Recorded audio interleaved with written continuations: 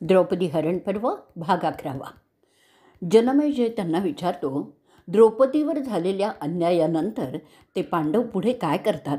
वैशंपायन त्यावर म्हणतायत, द्रौपदीला घरी आणल्यावर राजा त्याच्या मुनिमित्रांच्याबरोबर बैठकीच्या जागी बसलेला असतो. तेव्हा ते ब्राह्मण त्या अतिप्रसंगाबद्दल चर्चा करत असतात. त्यांच्यात महान ऋषी मार्कंडेयसुद्धा असतात. युधिष्ठिर त्यांना म्हणतो, अहो धन्य ऋषी, देवात आणि ऋषींमध्ये तुमचं भूत आणि भविष्यातील घटनांचं ज्ञान सर्वात जास्त असे सगळेजण जाणत आहेत. मला त्या गोष्टींबद्दल काही शंका आहेत, तरी त्याच्या समाधानासाठी मी आपल्याला विचारू इच्छितो की त्यांचं समाधान आपण कराल तर फार मोठी कृपा होईल. पुढे तो विचारतोय, द्रौपदी यज्ञाच्या कुंडातून अवतरलेली आहेत हे तर तुम्ही सगळीजणं जाणतातच. तिचा जन्म काही योनीमधून झालेला नाही आहे. ती भाग्यवान आहे आणि ती राजा पंडूची सून आहे. मला वाटतं की काळ आणि माणसाचं भाग्य त्याच्या पूर्वजन्माच्या कर्मयोगानुसार ठरत असतं. त्यात जे घडणार आहे ते घडणारच आहे असंही समजलं जातं. असं असताना तिच्यावर असा अतिप्रसंग कसा गुदरला. तसंच इतरांच्या बाबतसुद्धा असं आढळतं की त्याच्यावर चोरीचा खोटाळ घेतला जातो. द्रुपदाच्या कन्येने कधी कोणत्याही प्रकारची आगळी केल्याचं ज्ञातही नाही आहे किंवा असं कृत्य केलं नाही की त्याच्या बदल्यात तिला काही सजा व्हावी. उलट पक्षी ती नेहमीच पवित्र कार्य करत राहिलेली आहे. एखाद्या उच्च कोटीच्या ब्राह्मणासारखे तिचे सगळे वर्तन असतं. मग असं सगळं चांगलं असताना त्या मूर्ख जयद्रथाला तिला पळवून नेण्याची बुद्धी का झाली, त्यामागे काय आहे ते मला स्पष्टीकरण देता येईल. त्या नीच माणसाचं सैन्य मारलं गेलं आणि त्याचे केस कापले गेले आहेत. त्याला जबरी मारसुद्धा बसलेला आहे. त्याच्या ताब्यातून आम्ही तिला सोडवलं. असं सगळं झालं तरीसुद्धा या एकंदर प्रकारामुळे आमची जी नालस्ती होत आहे, आम्ही तिला एकटं ठेवून बेजबाबदारपणे वर्तन केलं ती झालीच. एक गोष्ट खरी की हे जंगलातील जीवन दुःखमय आहे. जंगलात राहून आम्ही त्या वनातील पशु रहिवाशांचं वध करीत असतो, कारण आम्हाला जगायचं असतं. आम्हाला हे जे भोगावं लागतंय ना ते सुद्धा राजकर्त्यांच्या पापबुद्धीमुळेच होत आहे. मग आता मला सांगा, अहो ऋषी, ह्या जगात आमच्यापेक्षा जास्त दुर्दैवी कोणी असेल का हो. अशा रीतीने द्रौपदी हरणपर्वाचा भाग 11 इथे संपलेला आहे. भाग 12 मार्कंडेय रामायण किंवा सीताहरण आख्यान सुरू. मार्कंडेय ऋषी सांगायला लागतात, तुला माहीत आहे का रे की प्राचीन काळी रामाला सुद्धा अशा प्रसंगाला तोंड द्यावं लागलेलं होतं. त्याचा काहीही दोष नसताना केवळ वचनबंधनाचा मान ठेवण्यासाठी तो आणि त्याच्याबरोबर त्याच्या पत्नीने आणि भावाने काय अरिष्टांना झेललेलं आहे ते आपण सगळीजण जाणत आहोतच. राक्षसांचा राजा दशानन रावण कपटबुद्धीने पक्षीराज जटायूला फसवून रामाच्या सीतेला असंच त्यांनी नेलं होतं. हे खरं आहे की रामाने सुग्रीवाच्या मदतीने सीतेला पुन्हा सोडवून आणलं, परंतु त्यात किती मानहानी त्या अबलेची झाली हे सर्वश्रुत आहेच. त्यासाठी सुग्रीवाच्या सैन्याने समुद्रावर एक पूल बांधला आणि लंकेत बाणांचा वर्षाव करून रावणाला हरवलं. युधिष्ठिर त्यांना विनंती करतो की त्या रामाची सगळी कथा आम्हाला तुमच्याच मुखातून ऐकायची आहे. तो कोणत्या कुळात जन्मला, त्याचे गुण काय होते ते आता आम्हाला सांगा.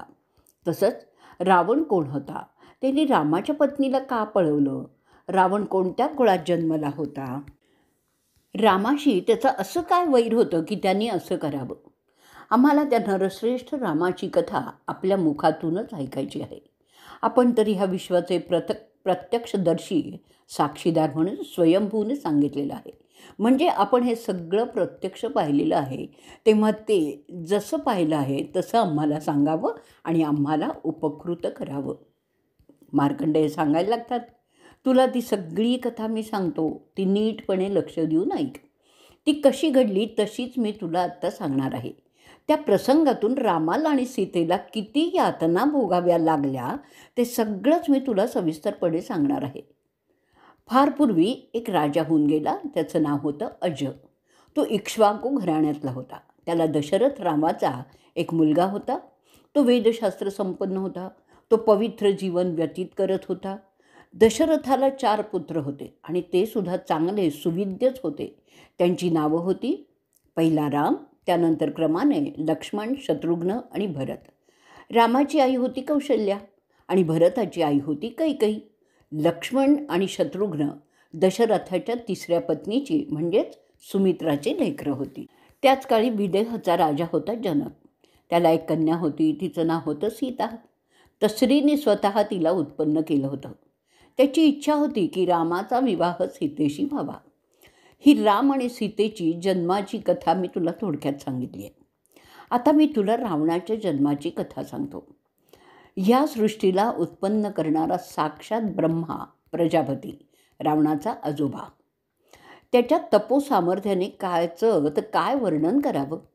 त्या प्राचीन काळी ऋषी पुलस्त्य या नावाच्या ऋषीला एक मुलगा होता. त्याचं नाव होतं वैश्रावण. तो गायींपासून उत्पन्न झाला होता. तो वैश्रावण त्याच्या पित्याला सोडून त्याच्या आजोबाकडे राहायला गेला होता. प्रजापती त्याच्यावर प्रसन्न झाले होते. त्यांनी त्याला अमरत्वाचा वर दिला होता. त्यामुळे नाराज झालेल्या बापाने दुसरा पुत्र स्वतःच्या शरीरातून जन्माला घातला आणि त्याचं नाव विश्राव असं होतं. विश्राव म्हणजे दुसरा पुलस्त्यच होता. त्याला वैश्रावणाचा सूड उगवायचा होता. परंतु वैश्रावणाला ब्रह्माने आधी सगळ्या विश्वाच्या संपत्तीचा मुख्य नेमलं होतं आणि त्याला अमरत्वसुद्धा दिलं होतं. त्याशिवाय एक दिशा त्याच्या ताब्यात दिली होती. त्याची ईशान देवाची चांगली दोस्ती होती आणि त्याला एक मुलगा होता. त्याचं नाव होतं नलकुबेर. त्याशिवाय त्याने लंकेचं राज्यसुद्धा दिलं होतं. त्या लंकेचं संरक्षण राक्षस करत असत.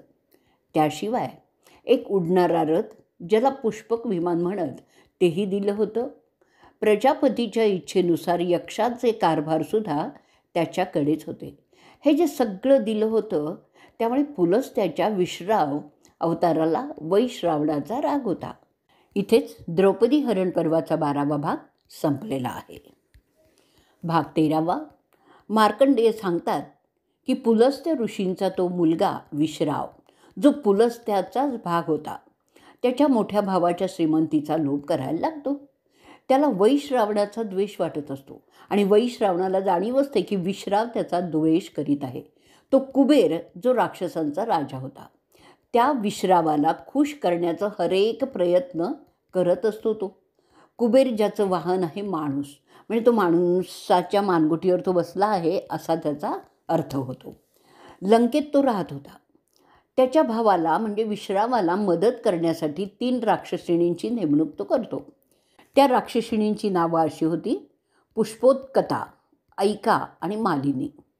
त्या नाचगाण्यात प्रवीण होत्या. त्या प्रामाणिकपणे त्यांच्या धन्याची म्हणजेच विश्रावाची सेवा करत होत्या. स्त्रीसुलभ प्रवृत्ती त्या तिघीतही होती आणि त्यामुळे त्या तिघी एकमेकींचा द्वेष करत असत. विश्राव ऋषींची सेवा करण्यात त्यांची चुरस लागलेली असायची. तो ऋषी त्यांच्या सेवा तत्परतेवर संतुष्ट झाला आणि त्यांना काही वर पाहिजे का असं विचारलं. त्यांच्या सगळ्यांच्या इच्छेनुसार त्यांनी त्या प्रत्येकीलाच एक मुलगा दिला. पुष्पोत्कताला कुंभकर्ण आणि रावण झाले. मालिनीला बिभीषण झाला. ऐकाला जुळी मुलं झाली. त्यांची नावं आहे खरा आणि शूर्पणखा. या सगळ्यात बिभीषण फार देखणा होता. तो पवित्र प्रवृत्तीचाही होता. तो धार्मिक कार्यात त्याचा समय व्यतीत करीत असे. त्या 5 मोठा होता रावण. त्याला 10 तोंड होती आणि म्हणूनच त्याला दशानन असं म्हणतात. दश आनन, आनन म्हणजे तोंड, तर दशानन असं त्याचं नाव. तो सुद्धा व्रतस्थ जीवन जगणारच होता. त्यांनी तपोबळावर मोठी सिद्धी प्राप्त केलेली असते. कुंभकर्ण लढण्यात प्रवीण होता. मायावी सिद्धीत तर तो अव्वलच होता. खरा हा धनुर्विद्येत प्रवीण होता. तो ब्राह्मणांचा द्वेष्टा होता. तो फक्त मांसाहार करीत असे. आणि शूर्पणखा तपस्या करणाऱ्यांना सतावण्यातच आनंद मानत असे. त्यांच्या तपस्या भंग करण्यात तिला मजा वाटायची. त्यासाठी ती विविध रूपं घेऊन त्यांना भेटायची. ती विश्रावाची एकुलती एक मुलगी आणि सगळ्या भावंडांची लाडकीच होती. मोठा भाऊ रावणाचं तर तिच्यावर विशेष प्रेम होतं. ते सगळे वेदांचा अभ्यास केलेलेच होते. त्याशिवाय मायावी सिद्धीत देखील ते प्रवीण होते. त्यांच्या पित्याबरोबर ते गंधमादन पर्वतावर राहत असत. तिथे ते त्यांच्या चुलत भावाला म्हणजेच वैश्रावणाला मोठ्या वैभवात राहत असणारा आणि माणसांच्या खांद्यावरून जाताना पाहत असत. ते त्यांना अजिबात आवडायचं नाही. म्हणून त्याला इलाज करण्यासाठी ते मोठी तपस्या आरंभतात. त्या तपस्येत ते जरी यशस्वी ठरत होते, परंतु ती मत्सरद्वेषातून उत्पन्न झालेली प्रेरणा असल्यामुळे त्या तपस्येला देवांच्या विशुद्ध तपस्येची सर नव्हती. तर ती तपस्या असल्यामुळे तिच्यापासून काही फळ त्यांना मिळणार होतं हेही निश्चित होतं. परिणामस्वरूप ते ब्रह्मदेवाला प्रसन्न करून घेतात.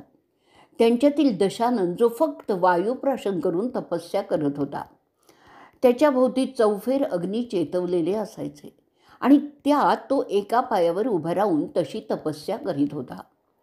तसा तो दशानन 10,000 वर्ष तप करत होता. कुंभकर्ण शीर्षासनाच्या पवित्र्यात राहून, तेही मिताहारी राहून तपस्या करत होता.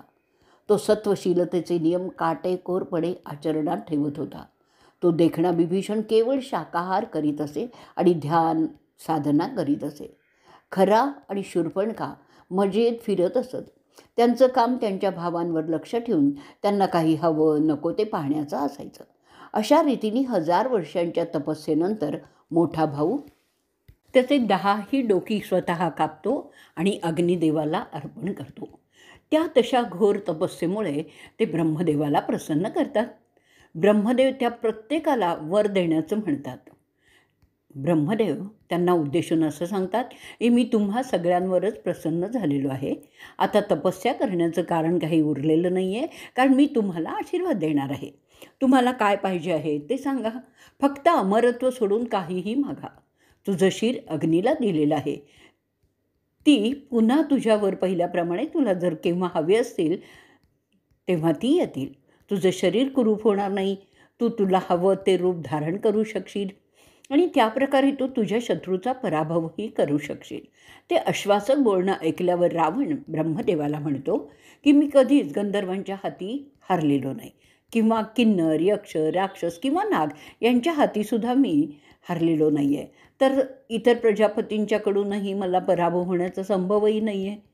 ते ऐकल्यावर ब्रह्मदेव त्याला सांगतो तू ज्याचा उल्लेख केला आहेस त्याच्याशिवाय ज्यांचा तू उल्लेख केलेला नाही आहेस अशा माणसांकडूनही तुला हार मानावी लागणार नाही. त्यापासून तुला धोकाही नाही आहे असा मी तुला आशीर्वाद देत आहे. मार्कंडेय पुढे सांगतायत असं बोलून झाल्यानंतर दशानन फार खुश झालेला असतो. तो नरमांसभक्षक राक्षस माणसांच्याबद्दल जास्तच बेपर्वा होतो. त्यानंतर ब्रह्मदेव कुंभकर्णाला विचारतात तुला काय पाहिजे. कुंभकर्णाची बुद्धी अस्पष्ट असते आणि तो मागतो की फार काळ त्याला निद्रा मिळावी. त्यावर ब्रह्मदेव तथास्तु असं म्हणतात. त्यानंतर ब्रह्मदेव विभीषणाला विचारतात की तुला काय पाहिजे. तो काय मागतो की त्याला कोणत्याही अगदी विपरीत परिस्थितीतसुद्धा पाप करण्याची इच्छा होऊ नये. माझं अज्ञान नाहीसं व्हावं आणि मला ज्ञान प्राप्त व्हावं. त्याचं हे मागणं ऐकून ब्रह्मदेव फार खुश होतात आणि त्याला म्हणतात तू जरी राक्षस कुळात जन्मलेला असलास तरीही तू देवांसारखाच असल्यामुळे त्याला अमरत्वाचं दान करतो. मार्कंडेय पुढे सांगतायत त्यानंतर रावण कुबेराला म्हणजेच वैश्रावणाला युद्धात हरवतो आणि लंकेचं राज्य ताब्यात घेतो. त्यानंतर कुबेर लंका सोडतो आणि त्याच्या यक्ष, गंधर्व, किन्नर, राक्षस अशा सोबत्यांसह गंधमादन पर्वतात जातो आणि तिथेच राहतो. रावण त्याच्याकडून जबरदस्तीने पुष्पक विमान काढून घेतो. त्यावर रागावून कुबेर रावणाला शाप देतो की तो कधीही त्या विमानातून प्रवासच करू शकणार नाही. जो तुला ठार मारेल तो त्यातून प्रवास करेल. तू माझा विनाकारण अपमान केलेला आहेस म्हणून तुझा नाशच होईल आणि त्यानंतर तुझा भाऊ विभीषण लंकेश्वर होईल. पवित्र प्रवृत्तीचा विभीषण सन्मार्गाने जाणार आहे. त्या रावणाच्या मृत्यूनंतर कुबेराचा लंकेत वारसदार होतो. कुबेर त्याला यक्ष आणि राक्षसांचा मुख्य नेमतो. त्याविरुद्ध इतर अपप्रवृत्तीचे राक्षस रावणाला त्यांचा राजा समजतात. ते सगळे एकत्र येतात. रावण त्याच्या मायावी सिद्धीने कोणाचंही रूप घेऊ शकत असल्यामुळे आणि त्याची शक्ती खूप जास्त असल्यामुळे, तसंच तो हवेत उडू शकत असल्यामुळे तो त्यांच्या साथीदारांबरोबर देवांवर आणि चांगल्या दैत्यांवर चढाई करू लागतो. त्यांची लूटमार करायला लागतो. त्याचं एका भयंकर राक्षसात रूपांतर झालेलं असतं. त्याच्या त्या धुमाकुळीमुळे देवांच्यात घबराट पसरलेली होती. अशा रीतीने द्रौपदी हरण पर्वाचा 13वा भाग इथे संपलेला आहे. भाग 14वा. मार्कंडेय सांगतायत, ते रावणाचं वागणं आवरण्यासाठी सगळे ब्रह्मर्षी, सिद्ध, देवर्षी, हव्याहव इत्यादी ब्रह्मदेवाला भेटतात आणि सांगतात की रावणाला आपण जो अभयतेचा दुवा दिलेला आहे त्यामुळे तो तर बेबंद झालेला आहे. त्याला कोणी अटकावच करू शकत नाही. अग्नी म्हणतो, विश्रावाचा तो शक्तिमान मुलगा ज्याला 10 तोंड आहेत त्याला कोणीही मारू शकत नाही. केवळ आपल्या आशीर्वादामुळे हे होत आहे. त्याच्या या अशा वागण्यामुळे पृथ्वीवरील जनता प्रचंड दबावाखाली हल्ली जगत आहे. त्यावर काही उपाय करावं लागेल. आपल्याखेरीज कोणीही आम्हाला त्याच्यापासून संरक्षण देऊ शकणार नाही. ब्रह्मदेव त्यांचं ऐकल्यावर त्यांना उद्देशून म्हणतो, अहो अग्नी, माझ्या कृपेमुळे त्याला देव किंवा असुर जिंकू शकणार नाहीत हे खरं आहे. त्याचा विचार करून मी आधीच एक व्यवस्था केलेली आहे. ती अशी आहे, त्याप्रमाणे केलं की त्याचा मृत्यू निश्चितच होईल आणि तुमची चिंताही दूर होईल. पुढे तो प्रजापती सांगतो, त्यासाठी साक्षात विष्णू या कामगिरीसाठी जातील. त्यानंतर मार्कंडेय सांगतायत की ब्रह्मदेव त्या सगळ्या देवांच्या आणि इतर लोकांच्या समक्ष इंद्राला बोलवतात आणि त्याला सांगतात की पृथ्वीवर जे कोणी दैवी लोक उतरलेले आहेत त्यांना असा प्राणी उत्पन्न करायला सांगा की जो कोणत्याही एका प्रजातीत गणला जात नाही, जो माकड आणि अस्वल अशा मिश्र कोटीचा असेल. तो विष्णूला त्याच्या कामात मदत करील. तो महाशक्तिमान असेल आणि कोणत्याही रूपात काम करू शकेल. त्याशिवाय इतर दैवी लोक इतर रूप घेऊन त्याला मदत करतील. ते सगळं ऐकल्यावर सगळेच दैवी लोक जसे गंधर्व, देव, दानव, यक्ष इत्यादी जमले आणि त्या पर्यायाबद्दल आपापसात चर्चा करू लागले. ते ठरवतात कोणी कोणतं रूप घ्यावं ते. त्यावेळी ब्रह्मदेव एका गंधर्वाला बोलवतात. त्याचं नाव असतं दुंदुभी. त्याला सांगतात, तू पृथ्वीवर जाऊन सगळी तयारी करशील. दुंदुभी त्याबरोबर पृथ्वीवर येतो आणि एका कुबड असलेल्या दासीचं रूप घेतो. तिचं नाव असतं मंथरा. त्याप्रमाणे सगळे दैवी लोक शक्र म्हणजेच इंद्र धरून वानर कुळात जन्म घेऊ लागतात. कारण तो वंश माकड आणि अस्वल ह्यांच्यामधला असल्यामुळे त्यापासून रावणाला ब्रह्मदेवाच्या आशीर्वादाने संरक्षण नव्हतं. तो वंश विलक्षण शक्तिमान होता आणि त्यांची ताकद अवर्णनीय अशी प्रचंड होती. ते माणसासारखेच बुद्धिमान होते आणि त्यांच्या सगळ्याच गोष्टी माणसाप्रमाणेच होत्या, पण ते मानव नव्हते. त्यांच्या हालचाली वारा असावा तशा वेगवान होत्या. त्यातील काही कोठेही वस्ती करून होते, तर काही त्यांच्यातील वनात राहणे पसंत करत असत. वा नर या शब्दाचा अर्थ माणसासारखा असा आहे.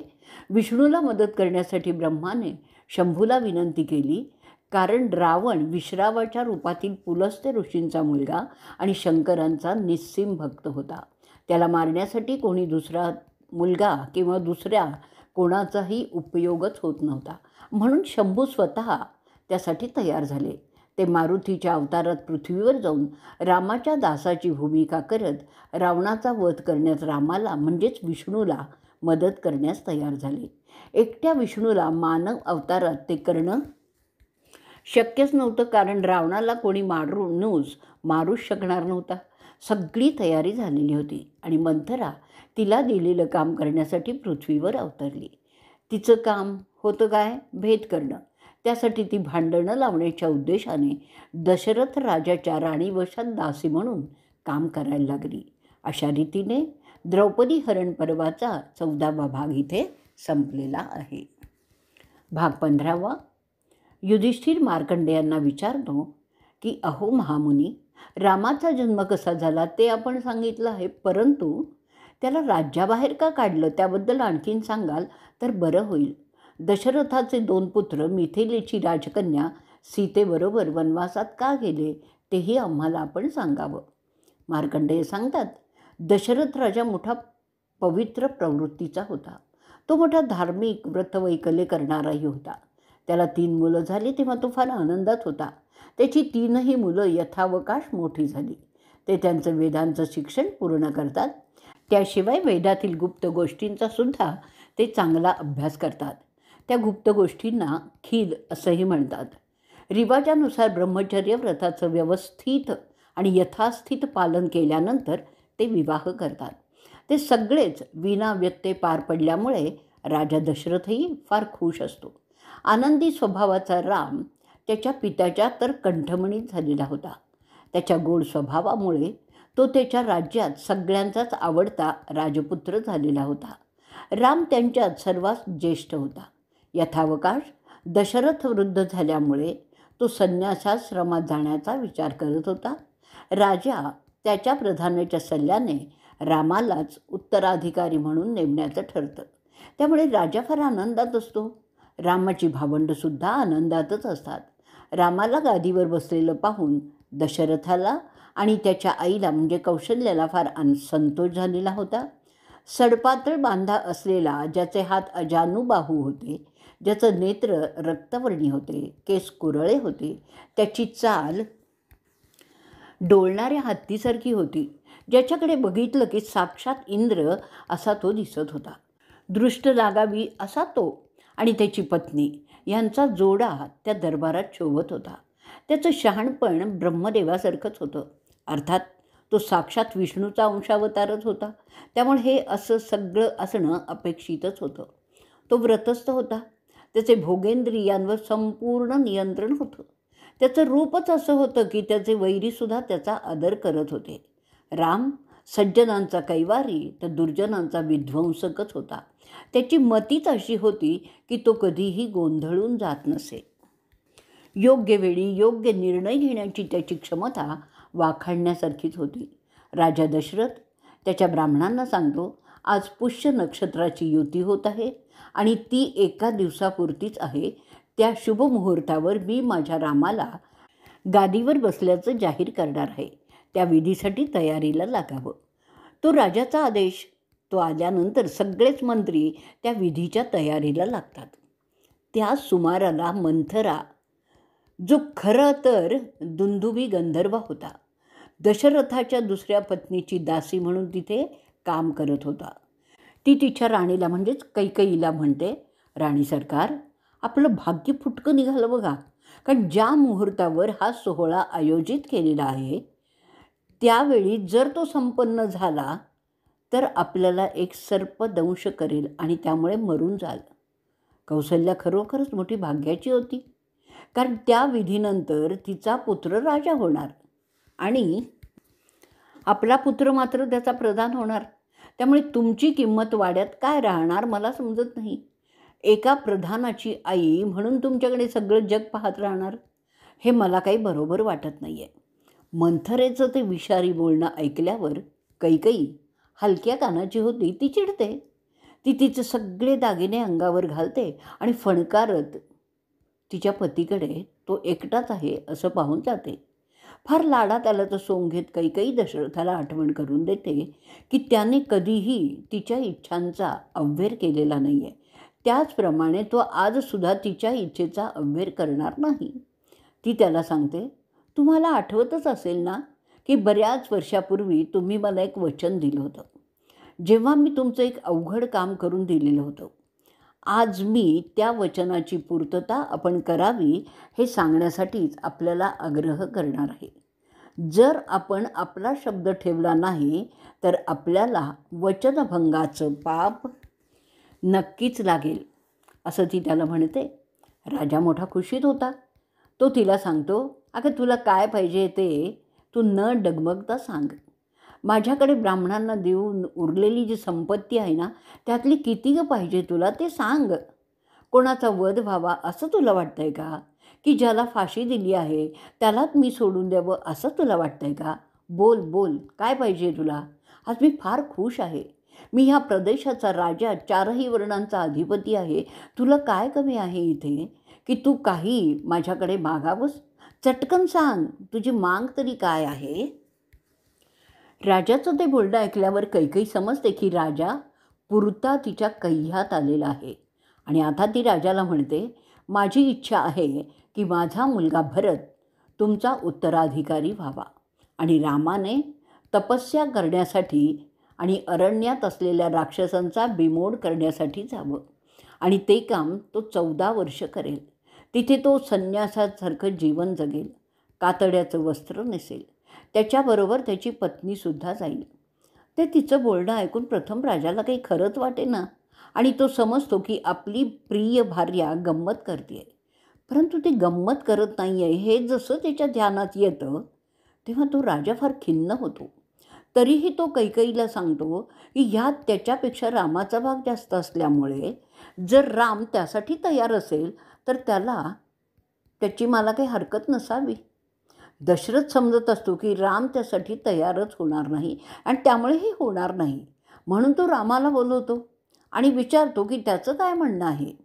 राम हा तर आज्ञाधारक पुत्र असतो. तो म्हणतो, राज्याच्या गादीवर मी बसलो काय किंवा माझा भाऊ बसला काय, राज्यकारभार उत्तम चालणारच आहे. मग मी कैकई मातेची तशी इच्छा असेल तर त्याप्रमाणे जाण्यास तयार आहे. परंतु तो पुढे हेही बोलतो, यात माझी पत्नी येते तर तिला जर आक्षेप असेल तर ते शक्य होणार नाही. राजा सीतेला बोलवतो आणि विचारतो. त्यावर ती म्हणते, जर माझे पती जाणार असतील तर मी त्यांच्यासह जाणार आहे. त्यावर रामाचा सावत्र भाऊ लक्ष्मण तोही म्हणतो, तो सुद्धा रामाबरोबर जाणार आहे.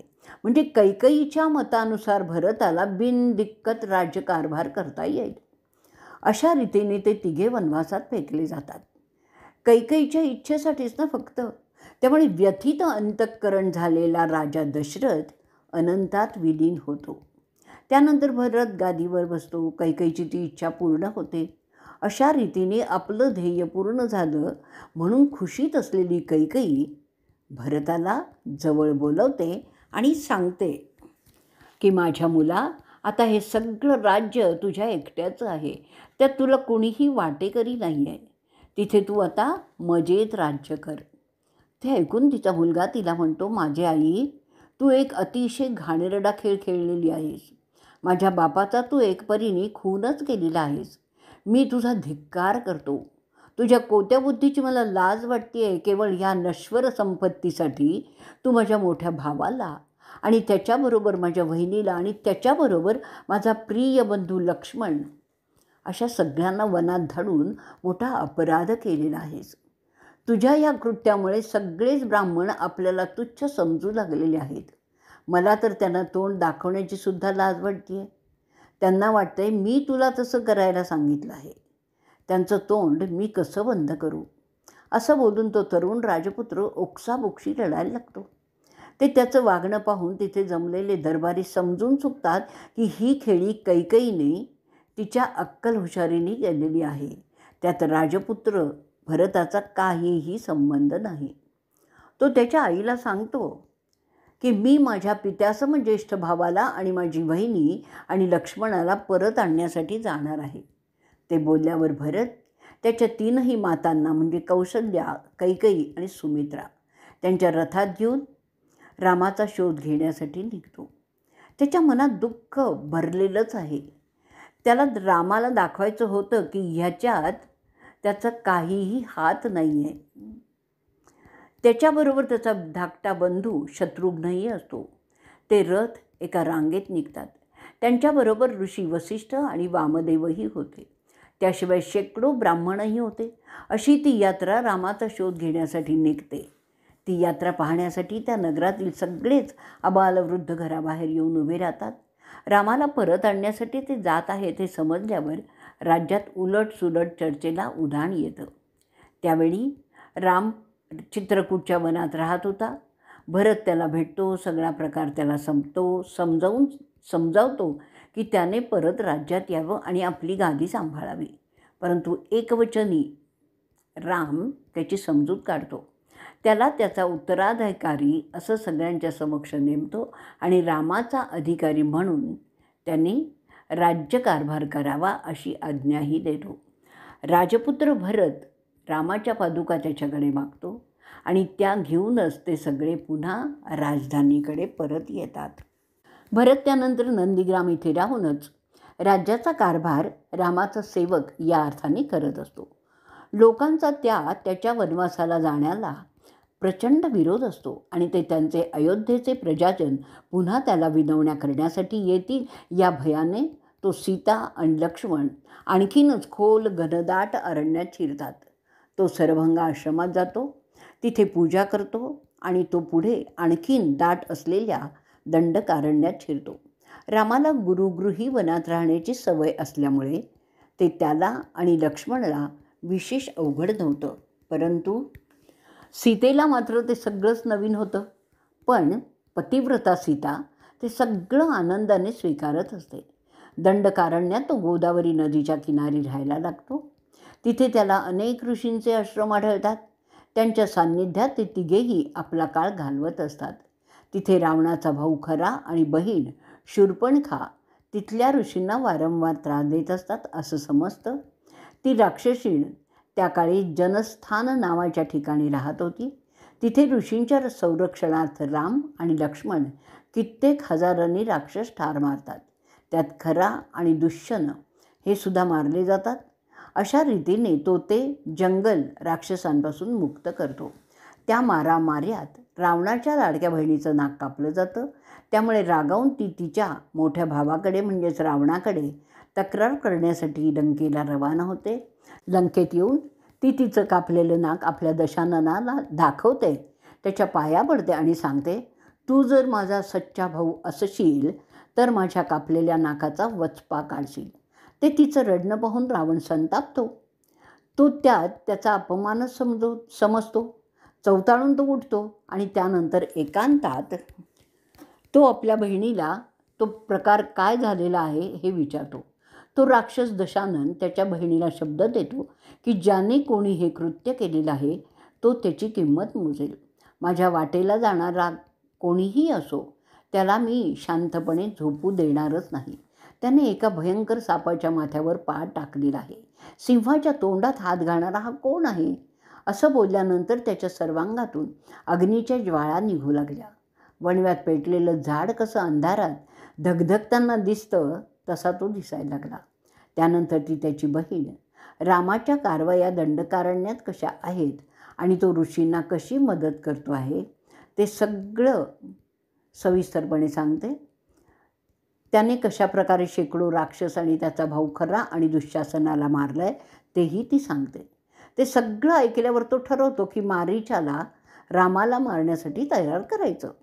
ते ठरवल्यानंतर तो त्याचा कारभार त्याच्या मंत्र्यांच्या हाती सोपवतो आणि वायुमार्गाने उडत उडत त्रिकूट आणि काळ पर्वत ओलांडून दंडकारण्यात निघतो. वाटेत त्याला एक मोठा जलाशय दिसतो. त्यात सुसरी होत्या. समुद्र संपवून तो गोकर्णाकडे पोचतो. तिथे त्याचा प्रिय देव त्रिशंकुधारी राहत असतो. त्यानंतर तो त्याच्या जुन्या मित्राला म्हणजेच मारीचाला भेटतो. तिथे तो पाहतो की त्याचा मित्र रामाला घाबरून स्वतःच साधूच्या वेशात राहत असतो. अशा रीतीने द्रौपदी हरण पर्वाचा 15वा भाग इथे संपलेला आहे.